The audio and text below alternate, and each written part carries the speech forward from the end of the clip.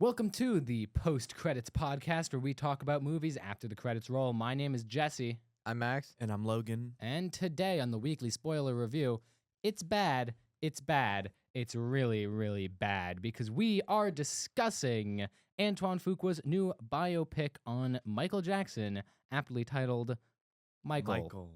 That's right. Yeah. Right, so this If is... if you can't tell it's Michael Jackson, I mean, how can you? It's only one of the most basic names. Right, I assume this is either a biopic of Michael Jordan, Michael Eisner, Michael Afton. Michael Afton. could be anyone, really. This film's pre-production was kind of a mess. Oh my God, tell us we'll all about that. Go Yeah. into briefly here. Lionsgate picked up Michael and a while ago, got Antoine Fuqua to direct it and John Logan to write it. John Logan, known for writing. Max, what did John Logan write? He wrote Skyfall. I think he wrote. Let me see. Hold on. Let me pull up his page. You Real just quick. got him to look something up. You could have done yourself. Well, I knew that he wrote something because Max liked some of the movies that John Logan wrote, but I had no idea what he wrote. yeah. He wrote Gladiator. He Oh, there wrote. it is. That's right. He wrote The Last Samurai. He wrote The Aviator, Skyfall, as I mentioned. He also wrote Spectre, Alien Covenant, and we're talking about his newest film, Michael. So he's got a good track record, shall we say? And Antoine Fuqua also has directed some good stuff. Yeah, he directed Training Day, which is Yeah. a movie that I really like. Olympus Has Fallen, a movie that I really enjoy. He also did all three of the Equalizer movies with Denzel Washington, and then the Magnificent Seven remake with Chris Pratt, and many other faces as well. And yeah, Lionsgate was very, very excited about this movie at the 2024 CinemaCon. They showed some stills, they gave some updates, and they set the movie's release date for October, I believe, 23rd, 2025. The year comes and goes, and we have some rumor mill discussing behind the scenes on Michael. Reportedly, the movie was finished, but Lionsgate hated it. They did not like the cut that was submitted by Antoine Fuqua. That cut was 4 hours long, supposedly. And yeah, Lionsgate did not want to release it, and they had no idea how they were going to market Jafar Jackson as Michael Jackson's nephew, who's playing Michael Jackson in the film, because Jafar Jackson, not an actor. Yeah, never acted in anything, I don't think, before this. So there's not really an accolade to sell him on, except for that he is related to Michael Jackson, but that's a risky thing to predicate your movie on, right? Yeah, it's like you're quite literally marketing somebody as a Nepo baby. Which Right. is kind of funny, given that, like, how many Nepo babies are working now who are, like, much, I guess, branched off from their parents. So there was some confusion internally with Lionsgate about how to release the thing, and then CinemaCon 2025 comes up, and Lionsgate has their panel in which they talk extensively about all the projects that they have going on in the John Wick universe, such as, a potential John Wick 5, a John Wick animated prequel, a John Wick video games, John Wick everything. They said nothing about Michael. They didn't say anything positive. They didn't say anything negative. They said nothing about Michael, which was one of their major releases that year. It comes as no surprise that a couple weeks later, they announced that they are re-editing Michael, splitting it into 2 parts, and releasing the first of those parts in April of 2026. Cut to us today, So here we are. and we have just watched the version of Michael that was released in theaters by Lionsgate. This movie clocks in at half the original runtime of 2 hours and follows Michael Jackson's life from when he was about 5 to 1988, I think is the final date.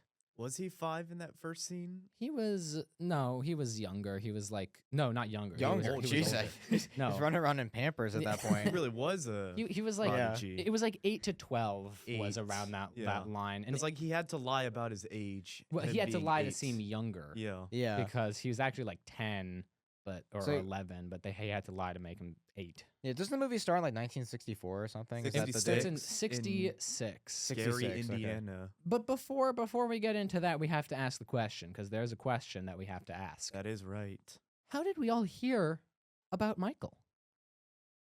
Now, Michael is actually a close friend of mine, and I Yeah. talk to him regularly. So Yeah, mine as I- well. Yeah. Yeah. I think that's where we can all agree there. Right. Yeah. We Yeah. all have Michael as a friend, but Michael Jackson, the Michael Jackson movie where we all hear about it. I first heard about this one when it was initially announced. I'm not gonna go over everything Jesse said because he kind of nailed it on point as to like the background of this movie. But I kind of heard about it that I heard rumblings that they were doing a Michael Jackson biopic. I was really intrigued when they casted Jafar Jackson to play him, which I didn't expect, but also it was like, who are you going to get to play Michael Jackson that isn't an A-lister, something like that. As a director, I've always liked Antoine Fuqua's work. Some of the movies I mentioned earlier, I was pretty big fans of. But I've been following the delays. I've been following the controversies, the reshoots, which happened last year actually, like Yeah. a month before we moved into college, which is kind of crazy. But yeah, I've heard about this one since its initial announcement, and it's been on my mind. It's on my most anticipated twice this year, significantly lower than last time. But yeah, I heard about it basically from when it was initially brought up. Yeah, I heard about it looking through upcoming films that were intended to release in 2025, and I saw this and immediately thought, no, that's dumb. I do not want to watch this because if you've been following the channel, you already know this. Biopics are not my genre of choice, especially not musical biopics, because musical biopics often come out more like musicals that feature the music of this specific person than they are actually interesting discussions about a person, character dramas, or even dramas at all. So when I saw that they were doing a Michael Jackson movie, I didn't care. And then Max put it on his most anticipated for 2025, and so I kind of had to care. So I was following the delays and the reshoots and the what have you. And then I was like, okay, well, you know what? It's releasing, but I'm still not going to see it. And then he put it on his most anticipated again this year. So I was like, okay, I'll see it. Yeah, and I do preface this by saying both times were just out of curiosity. Yeah. I'm not somebody who's entirely cynical towards musical biopics. At least, well, we'll talk about this one, but I'm gonna make comparisons and stuff later on once we finish our plot recap of just some that I've seen that I want to compare this movie to. But the genre as a whole, I feel like it has its moments. It definitely has its weaknesses, but I don't know, because like most musical biopics aren't really like that. Like musicals, like that's only a select few. I think only one of them I've seen is like that. But yeah, I'll get into more of that later. Yeah, I probably heard this when you talked about it on your most anticipated, and I really didn't know how to feel about it. I'm not like a super fan of Michael Jackson by any extent. Like I've heard all the songs everybody's heard, and I just think him as, extremely famous pop star. Okay, but like where I'm coming from, my frame of reference is Springsteen, another musical biopic that we've reviewed on the show that we did not really like either. So I didn't really have high hopes for this one. Yeah. Yeah. So I suppose with all that being said, we should jump into the plot, discuss what exactly happened in this one. And, if you know the life of Michael Jackson, this might not differ too much from your understanding of his life, but it will differ in some significant ways. So the movie starts, as we mentioned, in 1966 in Gary, Indiana, in which we are introduced to Joseph Jackson, the father of the Jackson 5. His 5 sons are the band called the Jackson 5, iconic band, made some very iconic songs, the youngest, of course, being Michael Jackson. He does the lead vocals on all of the songs. It shows how they were kept to do rehearsals constantly. And by constantly, it appears 5-minute sessions over 3 days, but constantly. And Trust us. yeah, and Joseph, played by Coleman Domingo. yes, Joseph played by Coleman Domingo. We discussed a lot last year about how Coleman Domingo kept appearing in movies for like 3 to 4 seconds. Oh no! That is not the case in this movie. I can tell you that. This is his comeback. Yeah, in slightly a sense. slightly more slightly more screen time for him. And we kind of see why he only appeared for those 3 to 4 seconds, because any longer then he looks a little lost, so to speak. He certainly does, and we get some scenes of their mother, Katherine Jackson, played by Nia Long, talking about how they're gonna miss school, but Joe Jackson doesn't care too much. He's like, well, Okay, but I booked them some gigs down in Illinois. I mean, I already have them. Yeah. Yeah. And there's one scene of physical child abuse in the movie right up front. And it is Joe takes off his belt and beats Michael. And that's not the only time he does it in the movie. It is the only explicit time he does it in the movie. The other times are implied. Yeah. And they keep performing as gigs. They appear like perfectly fine on stage. They're a great band. The music is fantastic. Oh yeah, I love the Jackson 5. Like their music is probably right up my alley. Yeah. Yeah. It's great stuff. I mean, the I Want You Back, great song. Yeah. Yeah, and you know, if you're thinking of a Jackson 5 song in your head right now, because I'm sure you are, you hear Jackson 5, a song jumps to your mind. They play that song. Yeah. I Want You Back, I think there's a part that they actually do play that song. They play that song, and they play I Want You Back. They play ABCs. They play all of these things. They don't Or play it- Mommy Kissing Santa Claus. So if you're thinking about that, then wrong choice. No. And then in 1969, they signed to Motown, huge record label, and they do a whole tour. They're selling out concerts.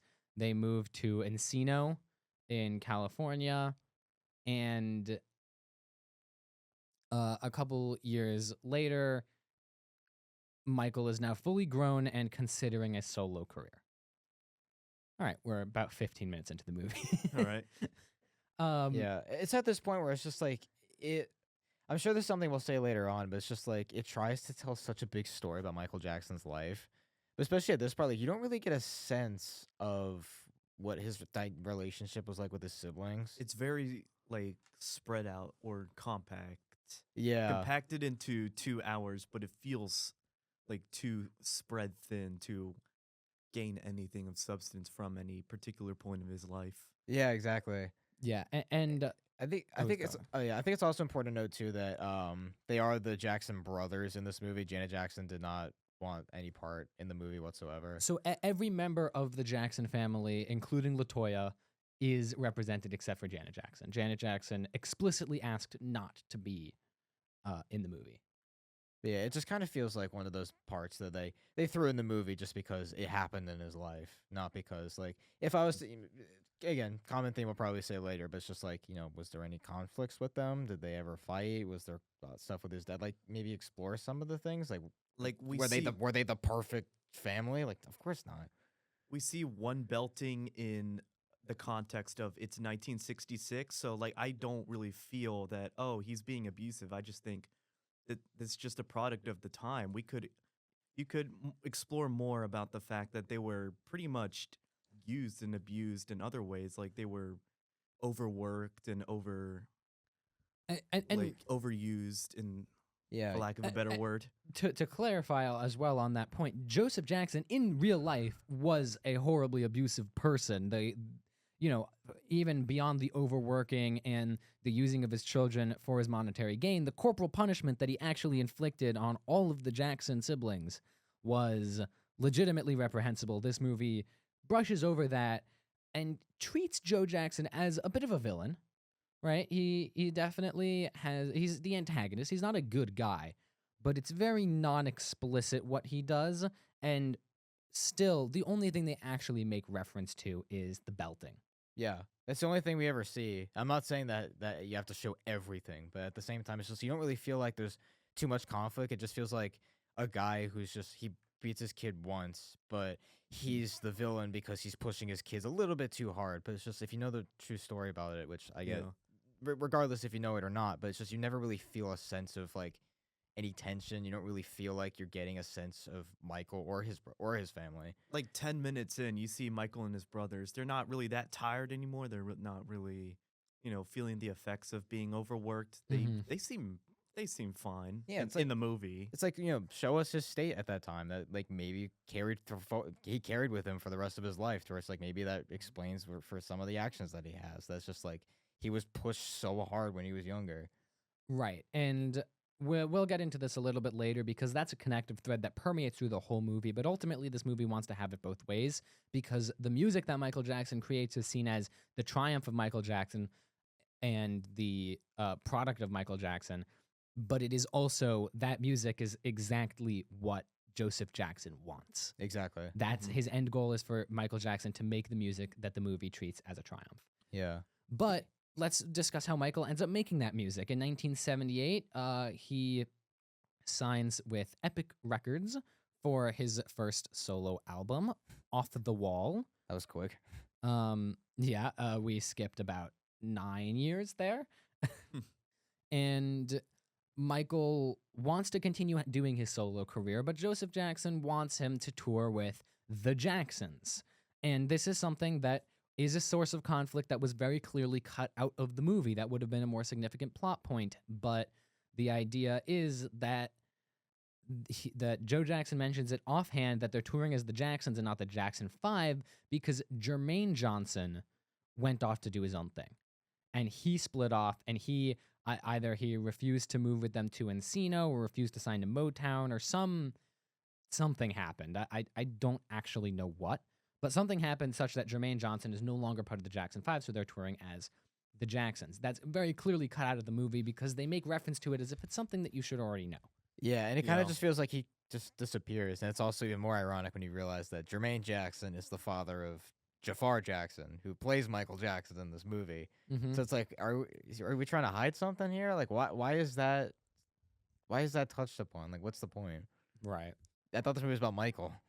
Michael is essentially forced to continue touring with the Jacksons in a tour called the Destiny World Tour to promote their album Destiny in 1978. And then Michael goes to a plastic surgeon. In real life, this is a very significant part of Michael's life. Michael was addicted to plastic surgery, and he was consistently and constantly and debilitatingly insecure about his own body, about the look of his face. He wore sunglasses all the time, not because he thought it was cool, but because he didn't like how his face looked under the sunglasses. And he was also insecure about his developing vitiligo. Mhm. Which they only touch upon once. They touch Yeah, upon or it like a- once. Yeah, 1 that was minute. crazy to me that they did that just once. They touch upon it once because, again, we know what that turns into later in Michael's life, but this movie doesn't go so far because they chopped off the last 2 hours of it. Mhm. But show us what that means. And briefly, in that minute, it turns into a medicine commercial in which Michael Jackson says these words. He says, "I have vitiligo, but the vitiligo cream evens out my skin tone," which is something that they would say in a music ad or in a medicine ad. Like On MTV we- during commercial breaks. we know what, like, I if you just say you're taking something to treat your vitiligo, we know how to treat vitiligo. Like we know what that is. That's a lot of our responses to a lot of the dialogue. Like, this is a broader thing that we might talk about later, but it's just, we know. We just saw it happen. Or we know what happens there. Or we know the context behind it. You don't need to explain it. Right. Yeah, it's like they overtly tell us stuff we know and show us stuff we don't know, or don't show us stuff we don't know. It just kind of Mhm. lingers in the background. Right. And that's the other thing is that later on we'll have Joseph Jackson being like, "I'm going to beat Michael Jackson again." But then Nia Long comes in and says, "No, you can't. You've beat him so many times. Now he's an adult." But we only saw that happen once. And you're saying it through dialogue. And you're just saying that you did it a bunch when this is like a core part of Michael Jackson's character. And I don't want to mention this until we finish with the plot summary, but the fact that Michael Jackson's childhood was lost to Joseph Jackson's abuse is very important both in this movie and in real life. Yeah, and Mhm. you don't get a sense of any of it. Like, you can feel the reshoots all over this movie. Like, you can feel like where it's just like they had to add dialogue to explain stuff that they didn't show because they had to reshoot it. Right. Right. Like, there's a scene earlier on when he's younger, and I'll get back to the plot summary in a second. But like when he's younger and he's like, the kids all keep coming up to me at school and taking pictures of me. It's Mhm. really Couldn't you just Show him that that. at school? like just like show him walking back from school and people running up to him. Like that seems more that logical could to have been me. very easy. Even a lot of the bad musical biopics have that scene Yeah. in which even Springsteen has a scene in which someone recognizes Springsteen Exactly. Yeah. in like a normal scenario. Which And- at least yeah. shows how big he is, how important he is. I don't get a sense for how big or important Michael Jackson is. I'll get into it after the Mhm. plot summary, but that's something I will touch on also. But it's the fact that John Logan wrote this. Like he's had some bad days, like screenwriting, but like some of the stuff I mentioned earlier, like he can be really good. So Michael Jackson goes to the plastic surgeon to get a rhinoplasty to make his nose smaller because, quote, he needs to be perfect for the fans. We know this probably wasn't for the fans, and Michael Jackson would go on to get many, many, many more surgeries after this, None of which they show. none of which are shown. And we end this with the idea that him like making the sacrifice of his nose was for us. Like, look, he is dedicated to us, and this is a significant problem with the movie. And as we go on, it becomes only more and more clear that in this movie, Michael Jackson is a man of the people through and through, and is just this fantastic, this very philanthropic being. And Michael argues with Joseph, in which he says, I need to forge my own path. I need to go my own way. I need to break off and do my own thing. Mark that down on the counter. That's the first time that plot point is brought up. So he goes with his friend and bodyguard, Bill Bray, played by Kalen Durrell Jones, and goes on a drive that apparently takes 3 years because it skips forward 3 years. And now it's 1981, in which he's hiring John Branca, played by Miles Teller, to be his attorney, and has him fire Joseph via fax. Yeah, that whole scene was just, and it also just kind of gave me like a memory, like when the first teaser for this movie came out, so many people thought that Miles Teller was playing Michael Jackson. Just the way, just the way the makeup and the hair was on him, kind of looks like a later Michael Jackson. And I just think back to that and I laugh every time like his character is on screen. Yeah, and Michael, and not Michael, but rather John Branca's wig appears to have been bought from Party City or an associate of Party City, perhaps a Spirit Halloween. Abs Dollar General. And so when Michael gets home, Joseph kind of confronts him and says, "You can't fire me." And Michael's like, "No, I need to go my own path. I need to go my own way." Which, by the way, He's been doing for like how long now? this is like right one after another. So in the time of the movie, it's like, oh, he's still fighting for this, right? It's still the second time it gets brought up, but he's like still fighting for this. This has been 3 years. That cannot be, like, that can't be a 3-year long conflict. They are living together in their house at the time. They live in the same house. What must breakfast be like in that household? Like you don't feel any of it. N- And also, I will say, Can I see it? No. I will say, Joe Jackson didn't confront Michael Jackson. He jump scared Michael Jackson. I mean, to When me, the He shows the letter, the fax, and he goes, "Read it."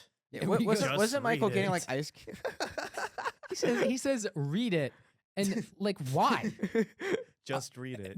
Just read it. But it's like the question of what does breakfast look like in this household? What is an everyday conflict between Michael and Joe? That is an interesting question. It's not even like an ironic thing. No, it's legitimately like, I am curious, and the movie won't show it to me because the movie has nothing to show for its conflict. Yeah, what does Joe think about the giraffe that's outside? Oh yeah, there's a giraffe outside this And whole Bubbles. time. And then he gets a Bubbles, yeah. chimpanzee, and Joe Jackson's like, what are you doing with that thing? That's And all he goes, of his lines. No, whatever. That's how it is. And he just walks away. Bubbles, in case you were worried, is CGI'd in this movie. It's not a real chimp. Michael, Are you worried yet? I'm worried about what I'm about to read. Michael visits children hospitals over the next couple of years. Oh boy. Oh God, I see the lawyers outside. Be careful. Yeah, the lawyers are. And he's trying to figure out what to do for his next album, which is set for release in 1982. Okay. He watches a TV documentary. He's at home. He's brainstorming the album, right? And this album, you can see the track list. He has it on the wall. He does the thing where he's like, "What should I call it? Should I call it Billie Jean? No, I shan't." And Should you? Yeah, they want you to I call it Michael shan't. Jackson. I want to call it Michael Jackson. and Wait, no. line. And so he watches a television documentary, and because now he's suddenly taken up the hobby of watching horror movies on his television, and sometimes he watches some 60 Minutes documentaries, and he watches a documentary on the war between 2 rival gangs in LA, the Crips and the Bloods. The Crips and the Bloods, it's a multifaceted situation. It is a complicated situation.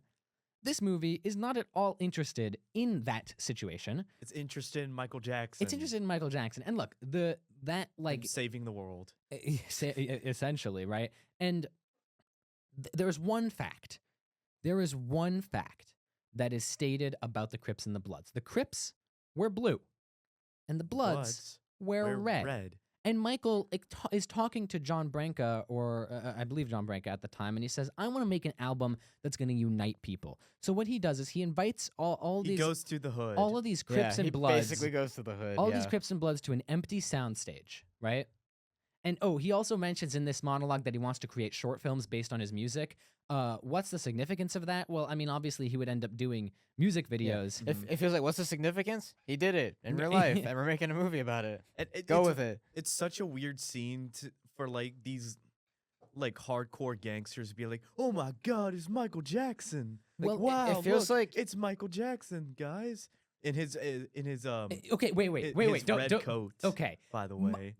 One fact. There was one fact that this movie discusses about the Crips and the Bloods. The Crips were blue. The Crips were blue, and the Bloods were red. Michael Jackson wants to bring them together, so he walks in with this giant fuck-off red jacket. Who do you think you're aligning yourself with? Yeah, I mean, it is funny. It is like from the Thriller music. Yeah, it video, is from. Yeah, it's from the Beat It music video, so that's not an issue with the movie. It is an issue with the movie because if the movie didn't want, like, the movie could have had the red jacket without telling us that he wanted to bring together gang members. One wears red, one wears blue, to have him come in and wear red. You could have told us anything else about this gang war. He could have just put on a coat afterward. Yeah. Also, it wasn't my fault. Jeez. Well, I wasn't yelling at you. Look, Looked right at me, bro. because I was responding to you. I think He was wearing a jacket that said "fuck off" on the back of it, in case you were aware. at least have him be wearing some blue jeans. His pants are black. Blue it's called Billie Jean, not blue jeans. And it's like they're not even filming the video at this point.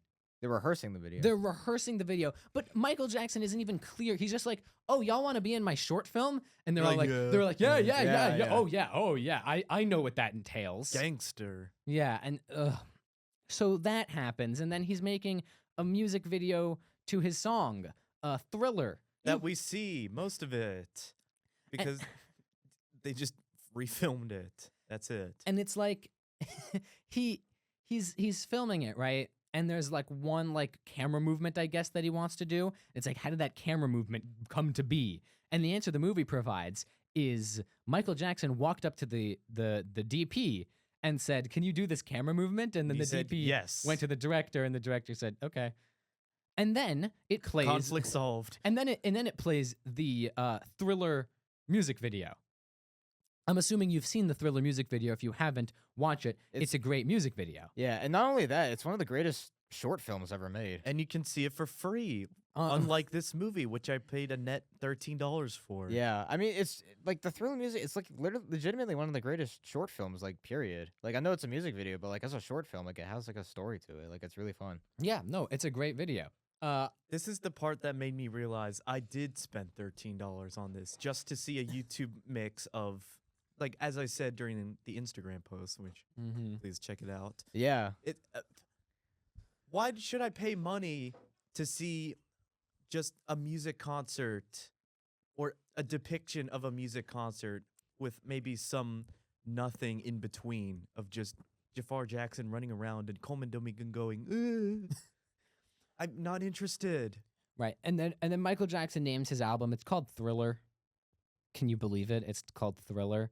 You know, the name of the album that you've all listened to. And that, I mean, that's not even sarcastic. It's a very popular album, but they're just like, "Oh, what's it going to be called?"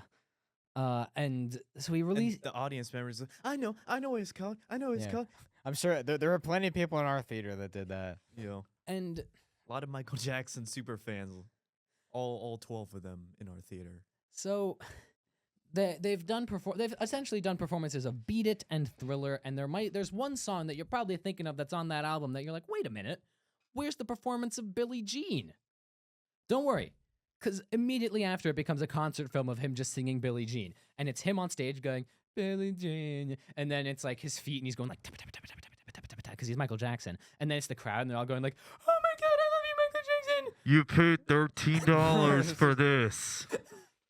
That's exactly what it feels like. And then Michael and Branka are sitting in the office of CBS Records president Walter Yetnikoff, played by Mike Myers. Dude, the way I pointed at the screen when I saw him, I turned to Jesse and I was just like, "Is that Mike Myers?" And you're like, "No." And I was like, "That's Mike Myers. I swear to God, that's Mike Myers." How the hell do you make a movie about Michael Jackson and the most like hand pointy gasping moment is when Mike Myers shows up in it? Well, because That's, I that's didn't what know the he real was, Michael was referring to.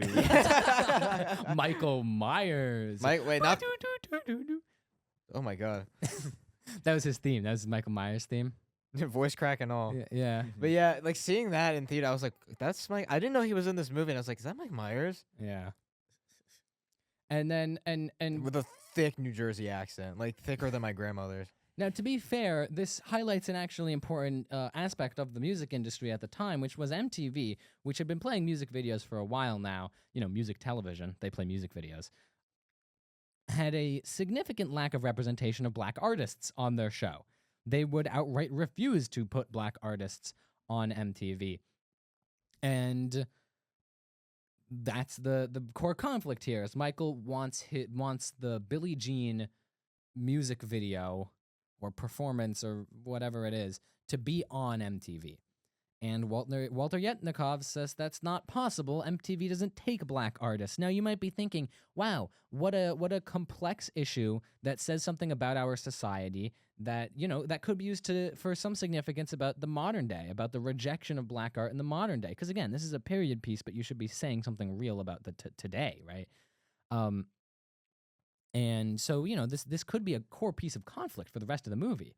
That Michael Jackson makes all this good music, but it's not getting recognized by the people that it matters. But it doesn't. No, none of the things I'm saying are actually part of the movie. The conflict is resolved in the next 10 minutes when Walter Yetnikoff calls up the president of MTV and says, "Okay, if you don't put Billie Jean on CBS Records, none of their artists are going on MTV." Yeah, you have Mike Myers. I gotta make a call. Step out. I gotta make a call. Like very like thick kind of accent. And it was at this point in the movie when I thought to myself, I was like, a lot of like big parts, like we kind of commented on. I was just like, wow, that was like, it's like it has potential but doesn't go anywhere. It's like that's a cool part in his life. It doesn't go anywhere, and it kind of feels like either like those are parts of Michael Jackson's life that should have been the movie, or B, or like kind of what I was thinking. It's just like they took a mini series on the life of Michael Jackson, just took random scenes and then chopped them in a movie. That's literally what this feels like. It's like they took like episodes where like they explore certain things in his life, and they just took random scenes and then just strung them together in a movie. That's what this feels like. And especially at this point in time, that's when I really noticed it. There's just like things in his life happen, and we move on to the next thing so that we can like hit certain beats and tell the rise of Michael Jackson. That's what this came off. Yeah, feeling like. Michael Jackson, there's a common motif where he keeps reading Peter Pan to himself and to his chimpanzee. Again, an allusion to a part of the movie that doesn't exist because we never enter Neverland in this. We don't get that far. It's weird allusions to it in a storybook. It just made me feel uncomfortable. Well, more it's than very anything. it's very uncomfortable if you know anything about Neverland or leaving Neverland. Yeah. Oof. But again, that's something that we'll discuss later. So, Michael Jackson's on MTV, sure. Now Joseph has a meeting with a promoter, a PR guy. His name is Don King. He mostly does like wrestling and fighting stuff. He's played by Dion Cole in this movie. And Don King says, you want to do a reunion tour with all the Jacksons, this time including Jermaine, presumably. Again, the Jermaine subplot was cut out of this movie. He's back from vacation.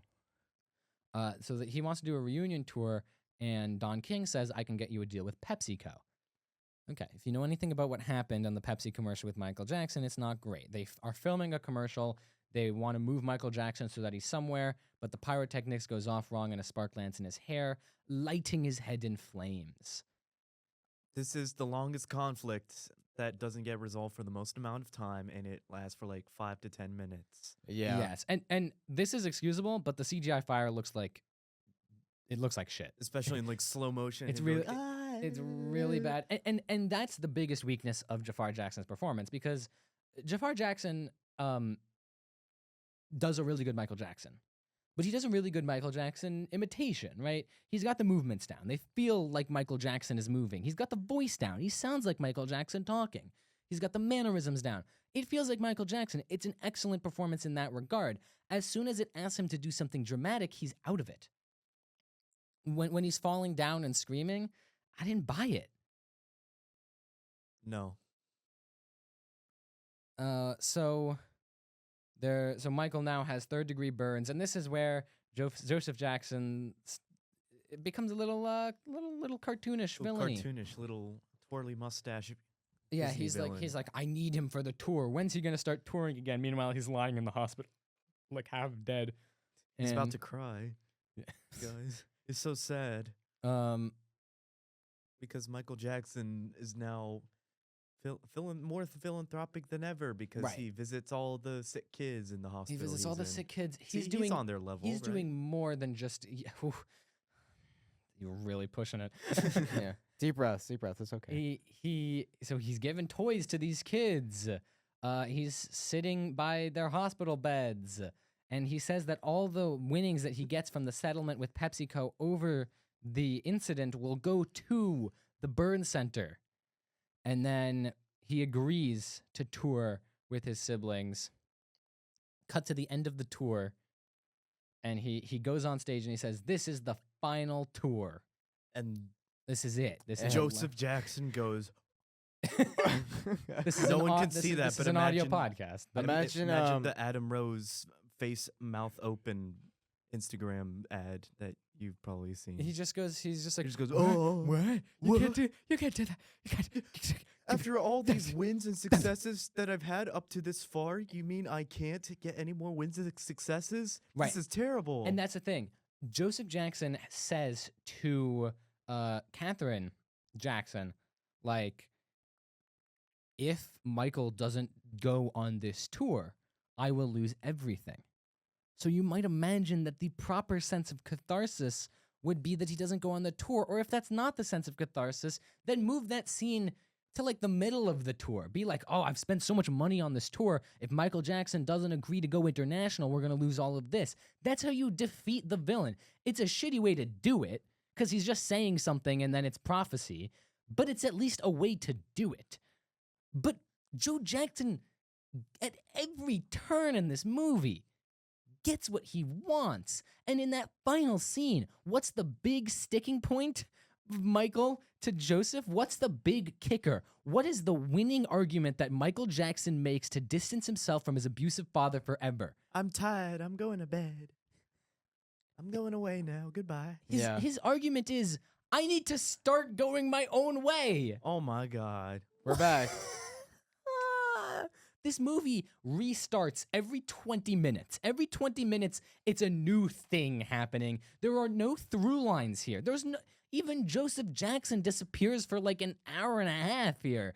It's a little ridiculous. Just like A little bit. Yeah. there's Just a little bit. just this is one of the most interesting public figures who has had internal and external battles in his rise to stardom and in the stardom itself. And we're finally going to be able to get to talk about it after this because the credits will roll soon.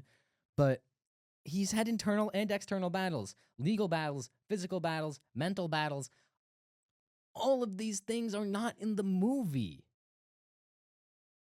No, they aren't. No. One of the most interesting figures that has ever become famous, one of the most interesting figures that was in the pool to do a musical biopic over, we just get In the same. the pool. Just get the same shit. It's the same. And then it ends with him performing Bad in 1988. Very His story. referential, self-referential. His, we sto- could his say. story will continue as the Oh, credits God, do say. yeah, he will return in Avengers Doomsday, which is what I said as soon as that message showed up. I saw that before I saw the movie. That's- Credit- someone photoshopped the end credits. Have you seen that? Have you seen that reel where it's like someone photoshopped the credits where it said Michael and like so it said Michael Jackson will return in Avengers Doomsday. Like someone did like a whole card. Oh, I haven't seen that. I haven't seen I that. know. I know what you're talking about, but yeah. No. Yeah. Okay. All Credits right. have rolled. Now we can finally talk about it. Michael Jackson is the alleged sexual abuser and assaulter of multiple children. Many allegations have come forth. Right as this movie opened, like 4 or 5 more allegations came first. In fact, the original version of the movie had a third act dedicated to his experiences with that first accuser. However, once they had written, shot, and edited it and put it in the movie, they realized that there was a stipulation in the settlement in which that incident could not be put to film. Whether this is true or not, I don't know. The settlement details are not public. But that is the story that Lionsgate has been going with, which is ridiculous because how does nobody catch that? Does Lionsgate not have a legal team? I'm So when we talk Yeah, about that's weird. I'm under the impression that they someone saw the clause, they just went, well, we're this far. Like, I mean, Hail Mary at this point, and then it just ended up not happening as it probably was guaranteed not to. we talked about reshoots. They had to rewrite and reshoot an entire third act for this movie to completely wipe clean any of his wrongdoing. But that It's ridiculous. in itself is not an excuse. The idea that it was illegal for that victim to be adapted because there are more victims.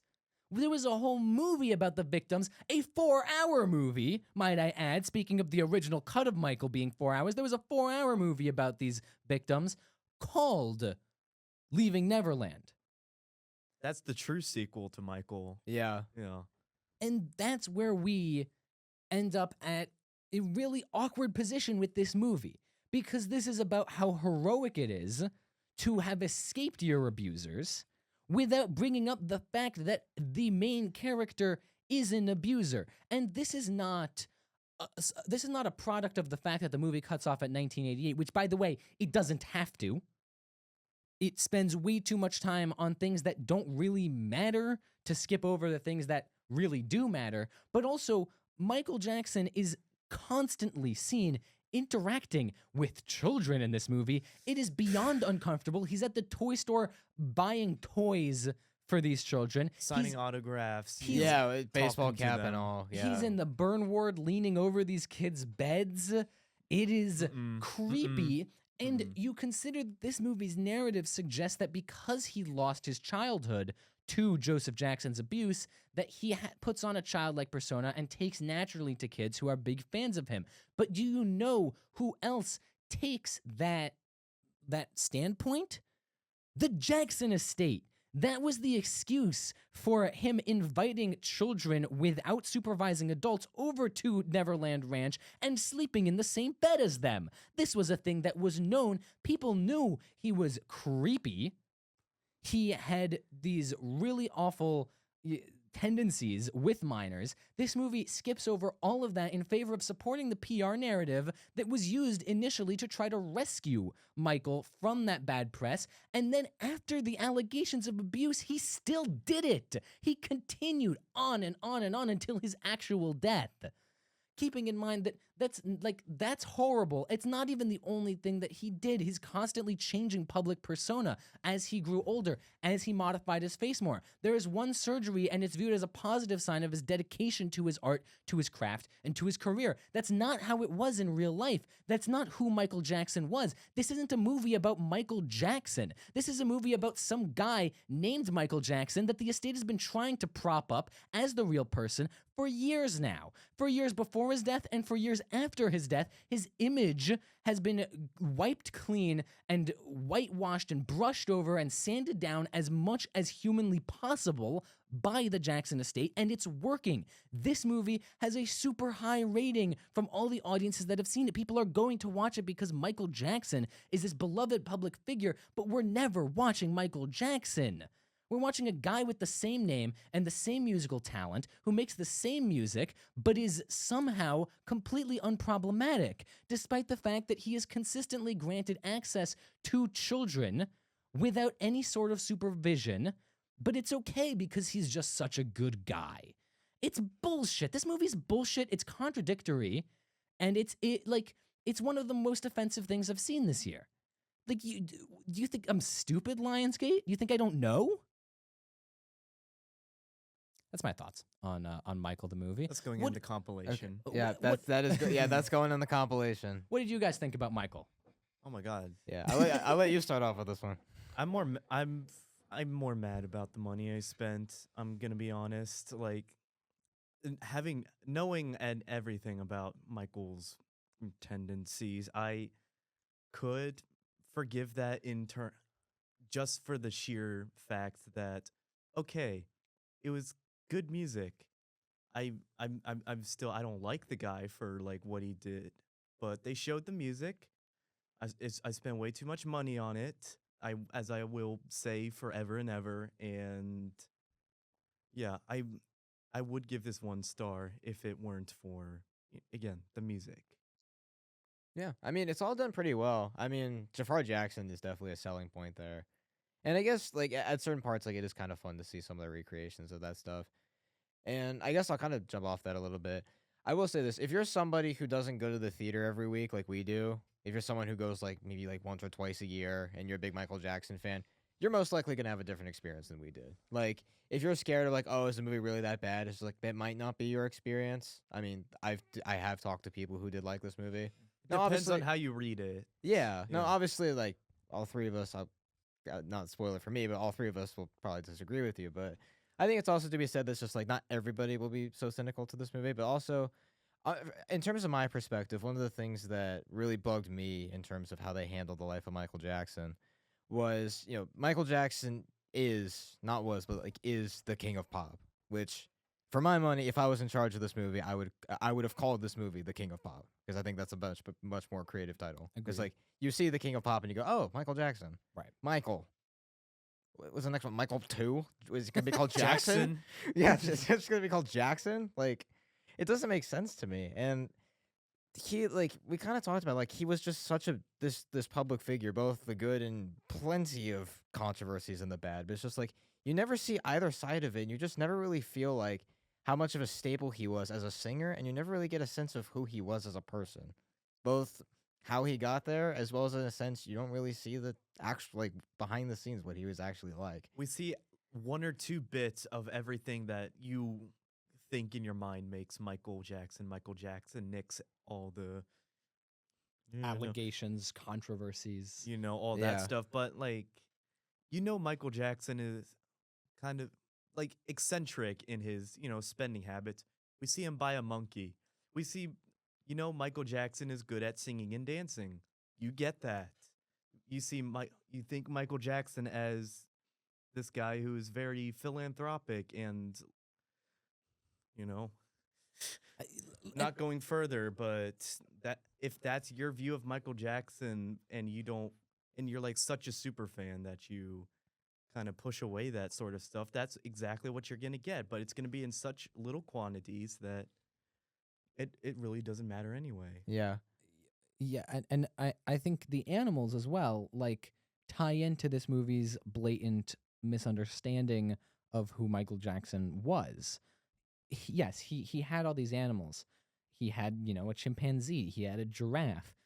Llamas. Was he Yeah. actually Oh, yeah, the llamas. I forgot about that. was he actually qualified to take care of any of these things? Because I he would not. didn't take care I of would them. not. If It I had a was- giraffe in my yard, that thing's going missing the next day. Like, was- I how do don't you know lose a where it's going. giraffe?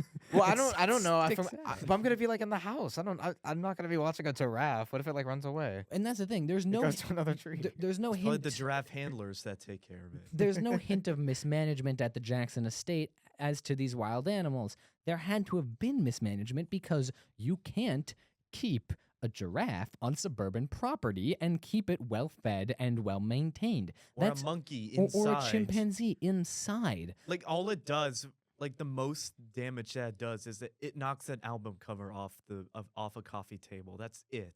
And that's the thing. In this movie's ideal version of Michael Jackson can do anything.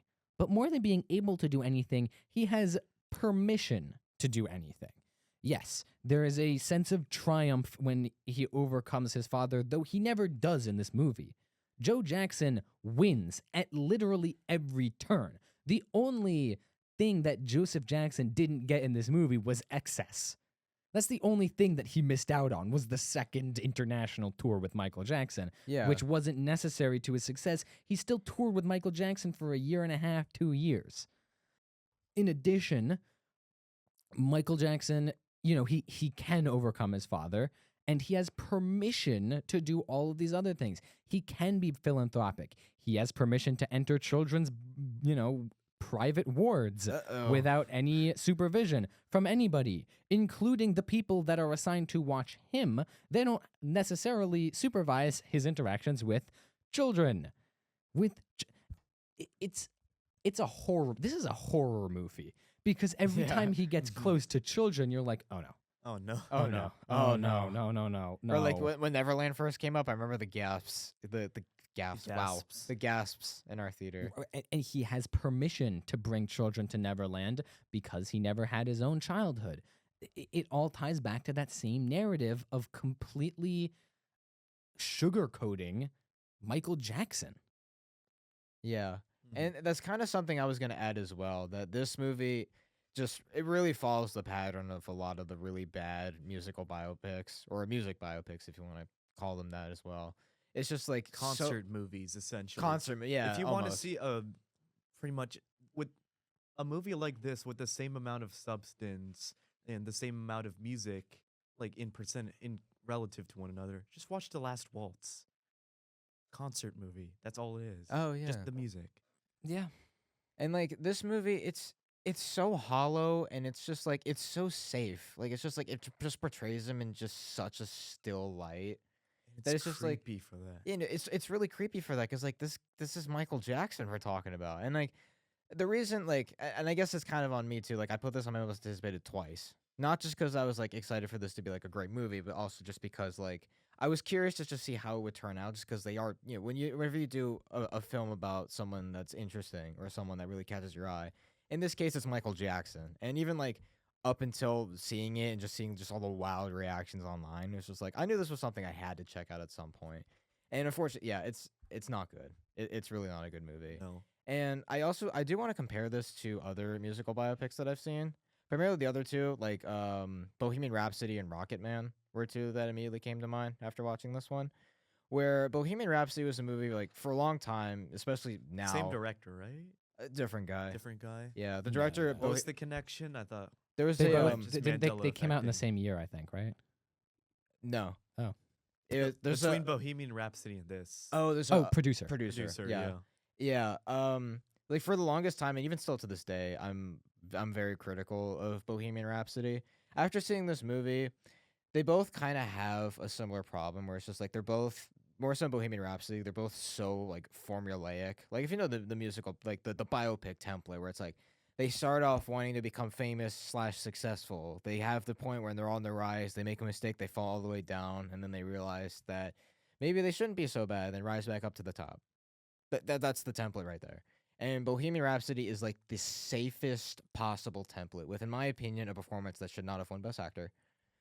But I feel like after watching Michael, I like Bohemian Rhapsody more, even though I was very critical of that movie. Just because I feel like, yes, like obviously when you have Queen and the Jackson estate producing these movies, you're going to have movies that are kind of biased, that are going to leave out certain information. Right. And to look specifically at the list of producers, we have John Branca, co-executor of the Jackson estate, Graham King, the same producer behind Bohemian Rhapsody. Yeah. And then in the executive producing chair, we have Antoine Fuqua. Makes sense. Okay. Yeah, it's right. Prince Jackson, Michael Jackson's son. Jermaine Jackson, Tito Jackson, Jackie Jackson, Marlon Jackson, and LaToya Jackson. His So- family is all over this movie, and you can tell they want you to see certain things. They don't want you to see a whole lot. Right. Exactly. Yeah. This is the image that they're trying to paint of Michael Jackson, because the Jackson estate's position has never been that Michael Jackson was guilty. Yeah, You know who else doesn't seem to believe that Michael Jackson was guilty? is Antoine Fuqua. Antoine Fuqua. He gave a really disturbing interview during the release of this movie, in which he said that he is not sure that Michael Jackson is actually guilty of any of like the 15 accusations brought against him. And the only person that comes out of this movie looking like in any light better is Janet Jackson for not wanting to be involved in this shit fest. Yeah. Yeah, it's you can just tell while watching these movies. And I mean, for Bohemian Rhapsody, like just of how formulaic it is, on a story level, it's way more cohesive than Michael because at least like it has a through line to it. Very basic and generic at that, but at least there's a through line to it. Where Michael just feels like kind of I mentioned earlier with the miniseries thing, it just feels like a bunch of random scenes thrown together, and not even good ones at that. Or even And particularly well connected. yeah, not even well connected either. Yeah, You get the time skip, the 3-year car ride. yeah. I also Um, like wasn't Michael like the same editor as Bohemian Rhapsody or something? Possibly. It totally shows. Oh, Yeah. my voice is cracking a lot. I feel like. Yeah, it is. It's an editor. Yeah, John Ottman is one of the editors, and the other editor was More like John ought not. got him. And the other was There we go. was Harry Yoon, and uh, Ottman did edit Bohemian Rhapsody, but Yoon did not. Okay. Harry Yoon edited a bunch of Marvel movies actually. Oh wow. Um, They just had layoffs recently. Thunderbolts and Shang-Chi. Yeah, but yeah, one of the guys I think was Yeah, one of the guys who edited Bohemian Rhapsody, one of the people who produced Bohemian Rhapsody. This has a lot of ties to Bohemian Rhapsody. yeah, Yeah, and like it shows. and after watching Michael and even watching Springsteen, which check out our review for it. We did it a couple months ago. One of the earlier ones we did, at least in our new era of podcasting. But I think Michael walking out of the theater, which we do have an out of the theater reaction on. Oh our my Instagram god, page. I gotta tell the story. Oh yeah, go ahead. But after you. Yeah, but yeah, after leaving this movie, like this is the type of biopic that Hollywood just needs to stop doing. Like these type of just watered down, safe, borderline, let's recreate music videos, let's just put them in like just have them like be soulless people because and If you're just gonna do trust it, us to know who they are. if you're gonna do it, just release them for free. Don't make me spend money on it. Yeah. Because if it's a musical actor, then I will watch it because of the music. Yeah. Don't make me spend money on it. Yeah, exactly. And it's one like Logan put this perfectly, but like when you pay $13 to see a concert movie that exists online, it's like why? And it kind of leads to me like I'll touch on this quickly now that you share your story or like that happened when we saw this movie. But God. I saw a couple years ago I saw Rocket Man, the Elton John biopic that released a year after Bohemian Rhapsody did. And when we talk about like the state of musical biopics, like that's one that I always recommend to people because I feel like it avoids a lot of the pitfalls that a lot of other biopics have, to where Elton John is someone that like of the three that I mentioned with Queen, Michael Jackson, Elton John, like his music isn't aren't songs that like I fully resonate with, but the movie really presents him in a light to where they showcase obviously he's an ambitious guy who ended up having a successful career making music, but they also like give layers to him where he struggled in many aspects of his life. Like obviously, like in his identity, he was openly a gay man, so he struggles with his identity, his sexuality. He had drug abuse as well, and there's a large portion of that movie where he's actively portrayed in a really bad light. Like he's put in a place to where like, anybody can tell like he is doing things that he's not supposed to be doing. He's treating people ways that he shouldn't be treating. And the movie is also a musical, which a lot of these don't tend to fall into. But it uses his songs as a way to convey what he was going through at the time and actually showcasing who he was, both the good and the bad, all with surprisingly Elton John's permission as well. So it's always a movie that like when I look at a movie like Michael, I'm reminded of that movie, and I'm just like, that's if I was to do a musical biopic, I would do something like that, to where it's just like it's one that's honest and it actually tells a really cool and unique story, and it doesn't hide something. Like it actually presents he was a person, he messed up in his life. Like that's something that happened in that's something that happened. And I watch a movie like Michael, and it's just like like I think about it more, and I'm just like I'm really disgusted at the fact that how they portrayed Michael Jackson's life. Exactly. Yeah, I totally agree. And to go off of that, this is assuming that you've already seen the short that we did, our out of theater experience, which, by the way, important detail, was in Jesse's car. That was not originally where we were supposed to do that. So out of the theater, Max is like, "Oh, we should do like a new thing. We should just do an out of theater experience." And we go, "Yeah, we should do it like right by the Michael poster outside of our theater, right?" Yeah, So- it seemed like a cool idea. It seemed like that, but unfortunately, there was, a lovely little family just taking pictures by that same Michael poster. With Michael Jackson shirts on, important detail. Oh important yeah, detail. big fans. Was it the little girl with the white glove and that? Yeah. Oh get up? yeah, Yes. that's right. So, we're waiting for them. We're talking about it. And I bring up, man, isn't it crazy how no matter what was happening in the movie, Michael Jackson was always just smiling. No change of facial expression, just no sense of his emotion whatsoever. All the little old lady, not 3 feet away from us, heard was, wow, isn't it crazy that Michael Jackson was smiling no matter what he did? And she goes, yeah, that's right. That's completely right. Did you hear what that young man said? No matter what he was going through, he was smiling the whole way through. And oh no, oh no. Oh, this is going to be so awkward. I didn't realize how awkward that would be to rip the movie apart in our video right in front of her. We would have broken her heart if we did that. So Yeah, I didn't realize until Jesse said, we should just do it in the car. And I'm like, oh no. yeah. And even just kind of saying there, like the fact that she was like, "Oh, like he must have really liked his performance in the movie," and like all 3 of us. I mean, we just did it here. Like we tore this movie to shreds. Like we were gonna do that exact same thing. Right in front of That her. poor old lady. That poor old. If you're watching this and you know who you are, we're sorry. If the so if this sorry. little old lady is a fan of the post credits podcast, come on the podcast. Yeah. Please. We should talk about Michael. It was certainly an experience. I remember the people in front of me. I turned to Logan and Jesse when we were watching, because every music video, the woman in front got her phone out and recorded like every single reaction, and she was like It's like not. You're clapping. not there. Like you're You're not- watching a depiction of a movie on screen of a concert that. What are you filming it for? You can find it online. Yeah.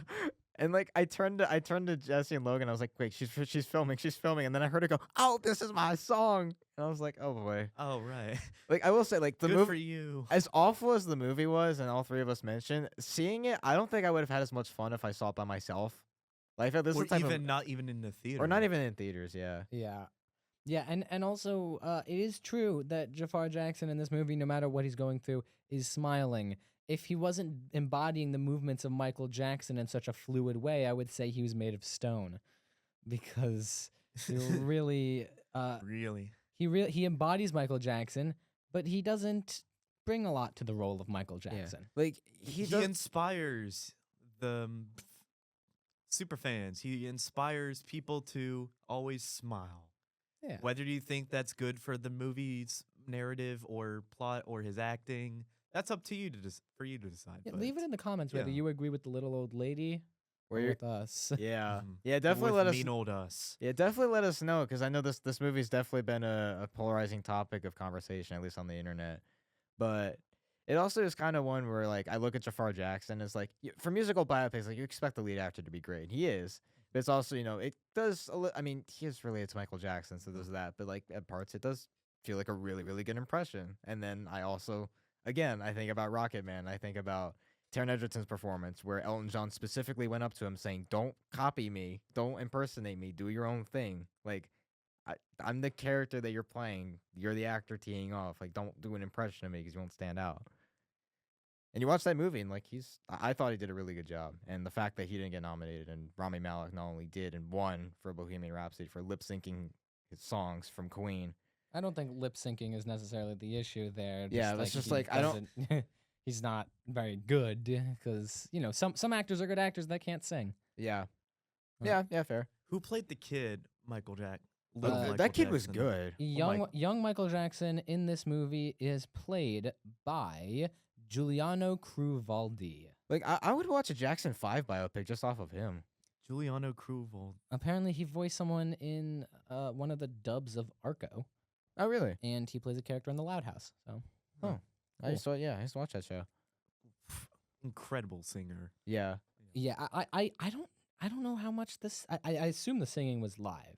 because I know It sounds really good. both of them, at least from what I read briefly, but like both the kid and Jafar Jackson, like there's some parts where they sang. Most of both of them were not actually sung.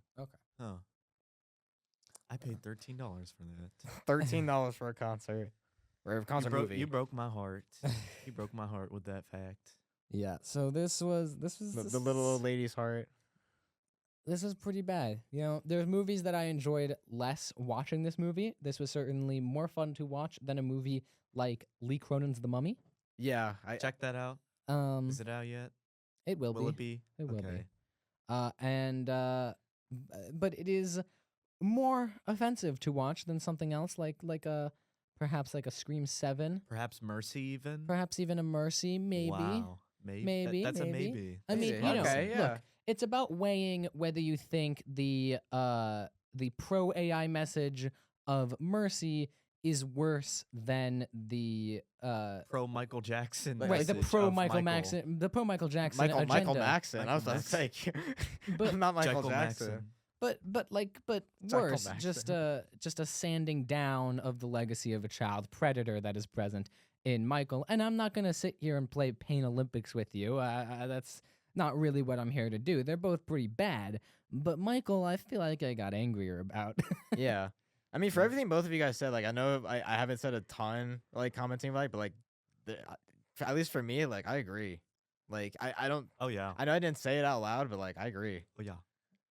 Yeah, no, this movie's very ironic, very tone deaf, and just very without personality. Like I don't. Not only do I not get a sense of who Michael Jackson was from the movie, I don't even get a sense of who the movie's version of Michael Jackson is. Yeah, like, who, What's his core motivation? like, we don't really get we don't get a sense of who he is. He's just kind of, like, a famous singer. But, like, he's also distant because, like, when we look at famous singers, it's like we don't see their day-to-day lives. But it's just like in this movie, it's just like we feel like we're just seeing an impression of somebody. We're not really getting a sense of what makes him tick, both the good and plenty of the bad. Like, he's just kind of, I don't know, he's just kind of somebody who just happened to be famous, who came from an abusive father, who, by the way, was extremely glossed over because if you actually look up what Joseph Jackson did to the Jackson 5, it is Ooh. really disturbing. You gotta sit down for that one. Like, there's Yeah. even, like, I read something that said, like, Joe Jackson, like, was so abusive towards them, especially towards Michael, that, like, like, Joe Jackson walking into a room was enough to make Michael Jackson, like, physically ill. Yeah. That's you don't feel that. And also, like I mentioned earlier, like, he's the king of pop, and throughout the entire movie, you don't feel like he's the king of pop. You just feel like he's just some random artist who, like, randomly, like, the only thing we see of, like, him actually in concerts is, like, people who don't know how to behave themselves. But it's only, like, the front row where, like, a girl jumps over the fence and then a security guard, like, drags her out. But I like the part, the last concert, where apparently it was the concert of death and destruction, and every third person you see just faints for no reason. yeah, it's like they're hamming it up so much. This whole movie could have been an email. Just send out an email from the Jackson estate saying, "Hey, Michael Jackson's not a child predator. He's actually a pretty cool guy. Here's a link to a playlist of a mix of his music." There you go. That's all. That's what it could be. Yeah, And would have been free, too. yeah. You wouldn't have had to pay $13 for that email. I paid a net 13. I paid like 26 for his because Oh, that's true. it feels more painful, but it's also because like he paid for my ticket for another thing. So One that as I recall, I think we liked significantly more. yeah. But to be honest, there's not too many movies that we reviewed on this show that we've liked less than this. I feel just like as a combined opinion Yeah, here. because there's usually like either like two of us will like something and one doesn't, or two likes and one does. Like, there's always a mix. But like, I feel like with this one, like, there's not too often It's you a see. good old classic. We don't like it movie. Yeah. Yeah. Well, I would say the only way to experience this in any way that makes any sort of sense is to plug your ears for most of the movie, and when you see the woman in the row in front of you pull out her phone to start recording, unplug them, and then you get to listen to a Michael Jackson concert film. Dance. Yeah, and you get to dance. That's And that's that's how that's what we should have done. Ratings. Um, purely for the music too. I'm giving this a 2 as well. I didn't think this was like unwatchable. This wasn't mean, boring. Maybe it's just because of like how funny our theater was, or just like our experience was, or at least for me. But I know there's things about it that I thought were like amusing. I mean, Jafar Jackson's performance is really good. The recreations when they do happen are fun. Maybe it's some of that's just because of his music, but for everything, and I mean everything we said earlier, like this is just not a good movie. So it's a 2 for now, but a low 2 for me. Yeah, this is a 1 from me. I found it offensive to watch. Yeah. The script was horrible. Yeah. The only saving graces were the music, but the music isn't special. Like yes, Michael Jackson music coming through a theater sound system is nice, but the difference that I would get from that and listening to it on my phone, not too much, to be honest with you. Like I've been listening to Michael Jackson on my phone for years now, and I get the same experience out of it. And Jafar Jackson at least embodied Michael Jackson on stage, and for that, it's not a half star, but instead a 1 star. There's a sequel to this in development that's supposed to shoot near the end of this year or early next year. Oh boy, About what exactly? About the other half of the movie that they cut out. the controversies. Just It's gonna be so polished. yeah. This He's I gonna be bet. the victim. Of course he's going to be the Yeah. victim. Of course he's going to. I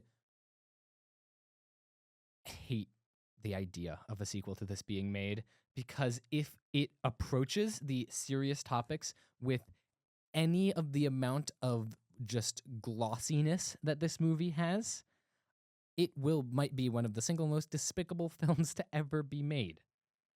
Yeah, So, yeah. And if other biopics like Rocket Man and Straight Outta Compton can address issues with people and society, why can't this one? There's no excuse, especially for the talent in front of and behind the camera. Like you can't there's no reason why. there's no excuse. That being said, if you have an excuse for why you like this movie, or you don't need an excuse. Whoa, You don't that's need- not hang nice. on, hang Whoa, on. whoa, whoa, You don't whoa. need, you don't, if you have an excuse as to why they didn't address the controversies in this movie, you don't need an excuse to like any piece of media. If you like it, you like it. That's all there is to it.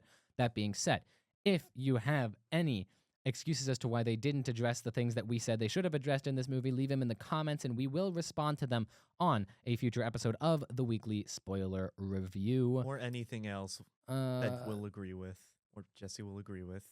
It doesn't have to be confrontational. That's true. Don't rip us apart, please. It doesn't Yeah. have to. You know what? If you have anything else to say about Michael, about a guy named Michael, about a guy not named Michael, or about anything really, leave them in the comments. We'll read them. We promise. We read all of them. Speaking of reading all of them, we have another comment from our favorite person at King Top List. All right. He asks, He asks. "Where's the Aliens in the Attic review at?" It's coming. Yeah. Yep. Yeah, it is. Don't worry. Yeah, it is. It will be uploaded soon. It's coming. It's coming. It's happening. Let's do some plugs. Max, what's our what's our Instagram? What's our letter bug? Letter at Graham. Yeah, our Instagram. It's post_credits podcast, all lowercase. Our newest video that we posted is actually our first ever out of the theater review for Michael, as we mentioned earlier. There will not Yeah. be a second out of the theater review for Michael, but there might be out of the theater reviews for other movies. Yeah, we have we've been experimenting with tons of content on there. That was something that leaving the theater was something, I pitched to the group as something to try out. So if you like And it, it as- almost went horribly wrong. yeah, almost ended in disaster. But if you have any suggestions for things we should do on the Instagram to help promote our videos, be sure to leave them in the comments. Please be our social media managers, audience. We'll appreciate it. Yeah. Anyways, don't click off yet Letterboxd plugs. because of Letterboxd. I am Threnv on Letterboxd. That is THRNV. By the time this comes out, I'll have a review up for Michael. It'll probably be pretty long. And I will also have a review up for a very secret movie called Aliens in the Attic. Yeah, my letterbox, you'll never guess it. You'll never guess it. It's the same as it's always been, unless this is your first time on the podcast. Or you don't know how, if it's I and E or E and I. Yeah, that Yeah. is true. Yeah. So it's MJ Spiegel, all lowercase. That's MJSPIEGEL. The latest review I do have is for Michael, as we talked about on here. I am working on 2 new reviews up there. I'm working on a review for a movie called Over Your Dead Body that I saw the day after we saw this one, actually. And then another secretive review I'm working on a movie called Aliens in the Attic. Yeah. And you can find me on Letterboxd at Invaded Films. That is INVADDFILMS. I do not have a review for Michael, as I am trying to avoid like the reviews that we do on the show. But instead, you can find an extensive and funny review, hopefully, of the Postal movie, Postal 2007. You watched it? Yeah. Speaking of highly offensive and crude films, please go check it out. Not the movie. I mean, maybe. I kind of recommend it, actually. It surprised me, to say the least. Starring Zach Ward and J.K. Simmons and Mini-Me and the other weird cameos. It's a weird movie. Yeah. But yeah, check out my review of it. Speaking of movies with J.K. Simmons in them, I heard he voices someone in a secret movie that you might have a review it for. Do you remember what it's called? I think it's Oh, about yeah. Bigfoots in the basement.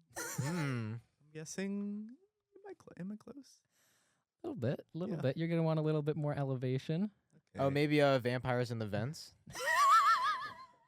I just made that up on the spot. About flippity-doos on the first floor. Yep, that's the one. Fruit flies on the front lawn. Front yard. Front yard. That's what it's supposed to be. It's not a. It's not really a horror movie. Yeah. Yeah. Okay. Well, we'll see then, I guess. Yeah, we'll never know. It's a secret. You got to check it out. Until then. Roll credits.